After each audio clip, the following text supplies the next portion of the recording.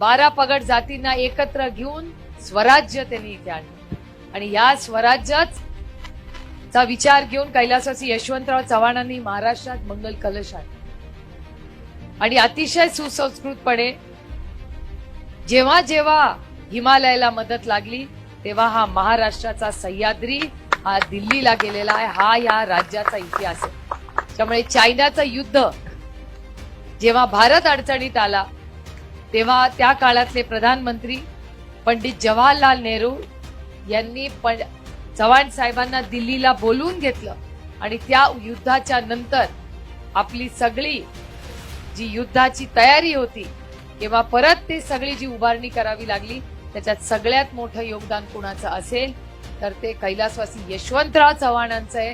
हे या भारताचा इतिहास आहे, फक्त महाराष्ट्राचा नाही. त्याच्यामुळे या महाराष्ट्राच्या भूमीमध्ये आज काय चाललंय त्याची चिंता तुम्ही करू नका, पण हे सुसंस्कृत आणि लढवय्या असा महाराष्ट्र आहे. दिल्लीचा मान सन्मान नक्कीच करू, पण दिल्लीच्या समोर ना झुकलाय ना आम्ही कधी झुकणार. ही आपले संस्कार आहेत, ही आपली संस्कृती आहे.